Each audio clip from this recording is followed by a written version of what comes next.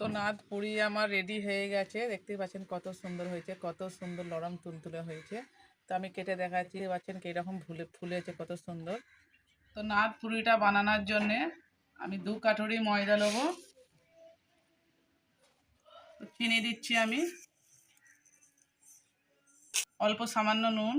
Main উপকরণ সেইটা হলো ইস্ট আমি 1 চামচ দিচ্ছি। এখানে আমি সব উপকরণগুলো আমি একটু মিশিয়ে নেবো। এখানে একটা ডিম দেবো, ডিমটা দিলে আরও ভালো লাগবে, টেস্টটা বেশি হবে। তারপরে এটা আমি ভালো করে হাত দিয়ে মেখে নেবো, ময়ান দিয়ে দেবো। এটা এখানে আমি তেল ব্যবহার করছি না একদম। এখানে আমি দুধ নিয়েছি, গরুর দুধ উষ্ণ গরম নিয়েছি।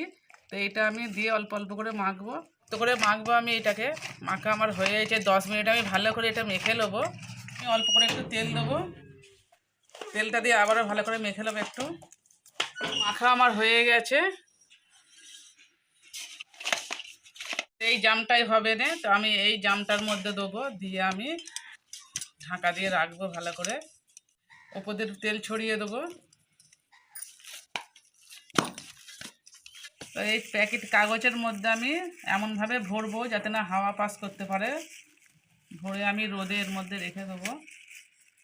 তো এটা আমি এবারে রোদের ওপর রাখবো, খুলে দেখবো।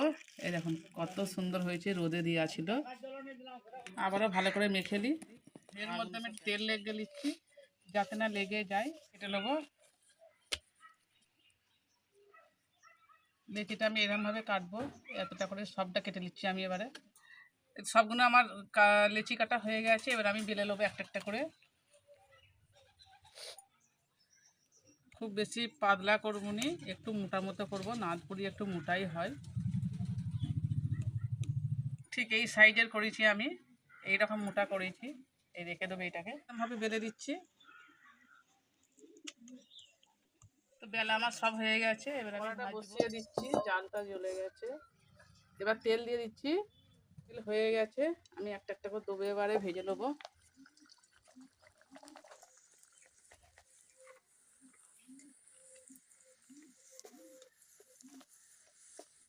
দেখুন কত সুন্দর ফুলেছে। এই পিঠটা ভেজে নেবো, এরকম করে আমি সব কটা একটা একটা করে ভেজে নেবো। হয়ে গেছে, তুলে নেবো। তো নাদ পুরি আমার রেডি হয়ে গেছে। দেখতেই পাচ্ছেন কত সুন্দর হয়েছে, কত সুন্দর নরম তুলতুলে হয়েছে।